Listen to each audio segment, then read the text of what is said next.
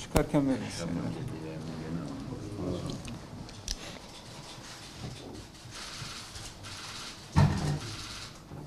Ülkemizin gündeminde bulunan koronavirüs hastalığı ile mücadele kapsamında ilimizde alınan tedbirlerle ilgili olarak bu basın toplantısını düzenlemeye uygun bulduk.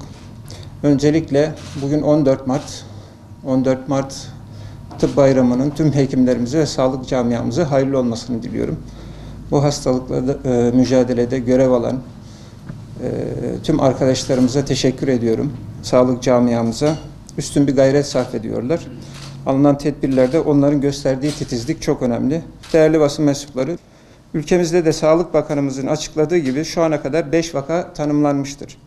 İlimizde bugüne kadar tanımlanmış bir yeni koronavirüs vakası olmamıştır. Yeni koronavirüs hastalığı dünya genelinde ortaya çıktığı andan itibaren valiliğimiz himayesinde İl Sağlık Müdürlüğümüz sorumluluğunda çalışmalar yapılmaya başlanmıştır. Son olarak dün tüm kamu kurum ve kuruluşların amirleri ile koordinasyon toplantısı gerçekleştirilmiştir. Şu ana kadar ilimizde hastamızın olmayışı sevindirici olmakla beraber vaka görülmemesi için gerek kurumlarımızın gerek vatandaşlarımızın tedbirli olmaları gerekmektedir. Koronavirüs hastalığından korunmanın en önemli yolunun hijyen olduğu, gerek Sağlık Bakanlığı'nı gerekse ilimizdeki hekimlerimizin ısrarla vurguladıkları bir husustur. Tüm kurum ve kuruluşlarımızda, camilerimizde, okullarımızda, servis, minibüs ve otobüslerimizde alınan hijyen önlemlerinin artırılmasına karar verilmiştir. Nisan ayının sonuna kadar kamu kurum kuruluşlarımızca gerçekleştirilecek her türlü toplu faaliyetler iptal edilmiştir. Sağlık Müdürlüğümüz tarafından tüm kurumlarımıza yeteri kadar bilgilendirici afişler, broşürler dağıtılması ve kurumlarda görev yapan personele eğitimler verilmesi planlanmıştır. Okullarımızda başta tuvaletler, merdiven korkulukları, kapı kolları gibi sıkça dokunulan yerler başta olmak üzere temizlik ve dezenfeksiyon tedbirlerinin artırılmasına karar verilmiştir. Camilerde tuvalet, abdesthane ve halıların temizlik sıklığının artırılmasına, tesbihlerin kaldırılmasına karar verilmiştir. Bu kapsamda yerel yönetimlerimiz tarafından alınacak tedbirler Çevre ve Şehircilik Bakanlığımız talimatıyla talimatlandırılmıştır. Bu alınan önlemler çerçevesinde toplu taşıma araçları, durakları ve istasyonlarının Sağlık Bakanlığı Bilim Kurulu tarafından belirlenen şekilde sık periyotlarla temizlenmesi ve dezenfekte edilmesi. Halkın toplu olarak bulunduğu alanların cadde, sokak, meydan, pazar yeri ve benzeri Sağlık Bakanlığı Bilim Kurulu tarafından belirlenen şekilde sık periyotlarla temizlenmesi ve dezenfekte edilmesi. İnsan sirkülasyonunun yoğun bulunduğu yerlerde ve binalarda hizmet binaları, otobüs durakları ve benzeriyle toplu taşıma araçlarında halkın kolayca erişebileceği şekilde dezenfektanların yerleştirilmesi, umuma açık istirahat ve eğlence yerlerinde hastalığın yayılmasına karşı denetimlerin sıkılaştırılması ve gerekli görülmesi halinde ilave tedbirlerin alınması, hizmet binalarının ve müştemilatının Sağlık Bakanlığı Bilim Kurulu tarafından belirlenen şekilde yüzey temizliğinin, havalandırılmasının ve dezenfeksiyonunun sağlanması, diğer kamu kurum ve kuruluşlarıyla ibadethane ve okullardan gelen taleplerin karşılanması, çöplerin daha sık ve düzenli olarak toplanması, çöp toplama araç ve personel kapasitesinin yeterli düzeyde tutulması, çöp depolama ve bertaraf tesislerinde gerekli tedbirlerin alınması, billboard, pano, afiş, mobil uygulamalar, sosyal medya ve benzeri araçlarla vatandaşların hastalıkla mücadele konusunda bilinçlendirilmesi, belediye personelinin acil ve zorunlu olmadıkça yurt dışına gönderilmemesi, yurt dışından dönen personelin de Sağlık Bakanlığı Bilim Kurulu tarafından belirlenen kıstaslar çerçevesinde takibi yapılarak toplu alanlardan uzak durmasının sağlanması talimatlandırılmıştır ve bu talimat tüm belediyelerimize gönderilmiştir. İlimizde de toplu taşıma araçlarının günlük temizliğinin yapılması, alışveriş merkezleri, terminal, havaalanı gibi ortak kullanım alanlarında gerekli temizlik ve dezenfeksiyon sıklıklarının artırılması talimatlandırılmıştır. Kurumlarımızda yapılan bu ve benzeri çalışmaların yanında vatandaşlarımızın da dikkat etmesi gereken hususları buradan sizlerin aracılığıyla hatırlatmak istiyorum.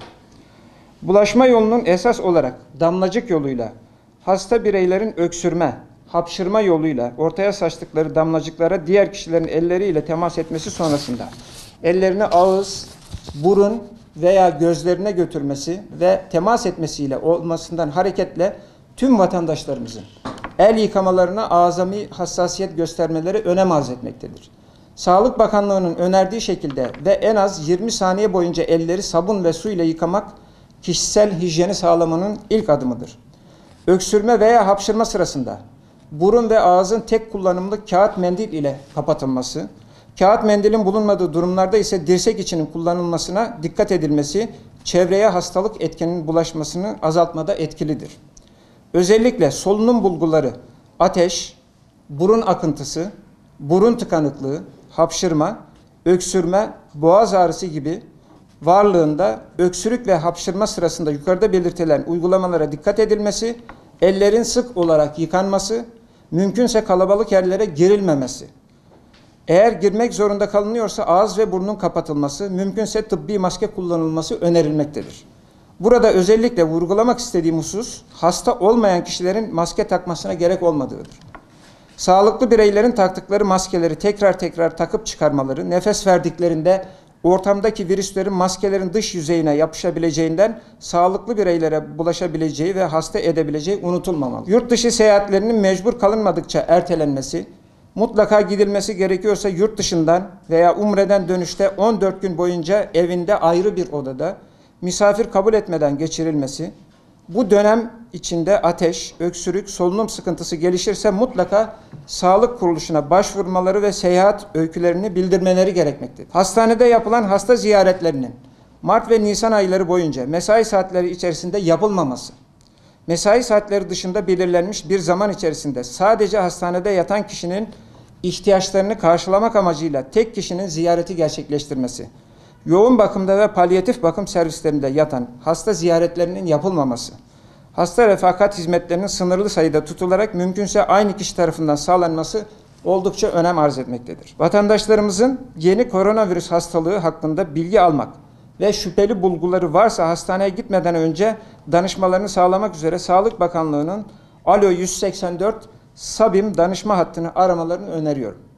Siz değerli basın mensuplarının da içinde bulunduğumuz süreçte valiliğimiz ve sağlık müdürlüğümüz haricinde yapılan bilgi paylaşımlarına itibar etmemeniz, yaptığınız haberlerde kaynağı belirsiz, insanlarda panik oluşturacak, yanlış bilgi içeren, yazılı ve görsel hiçbir haberi paylaşmamanız, başta sosyal medya kullanıcıları olmak üzere tüm vatandaşlarımızı doğru haberi doğru kaynağından almaya yönlendirmeniz oldukça önemlidir.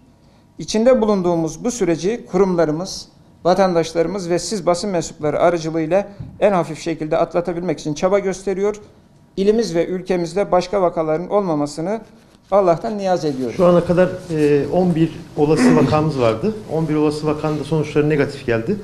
En son dün akşam 2 tane yine olası vaka olma ihtimali olan 2 hastamızdan da numune aldık.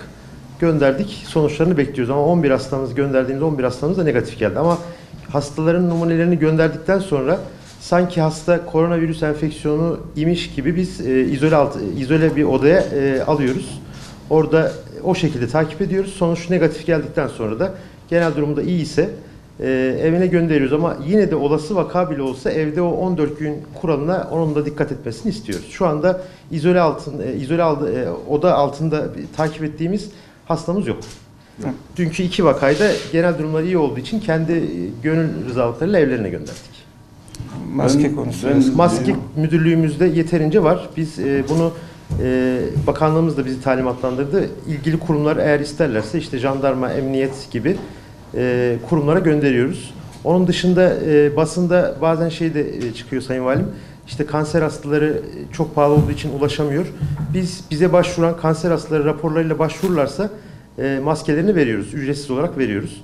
Tabii bizim de şu anda bakanlığımız bize sınırlı bir şekilde gönderdi ama bittikçe de sürekli bize destek vereceklerini bakanlığımız söyledi. Alınan tedbirler halkımızda tedirginliği artırmaması gerekir diye düşünüyorum.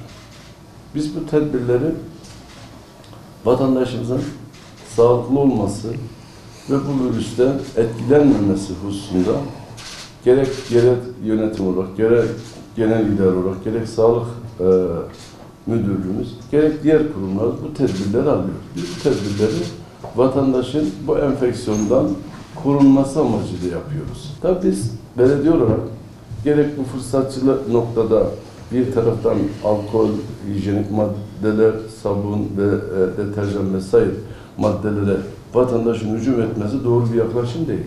Bu konuda gerek bizim deterjan fabrikamızda, gerek Esenlik şirketlerimizde yeter kadar depoda bununla ilgili bütün malzemelerimiz var. Bu konuda kimsenin kuşkusu, tedirginliği olmasın.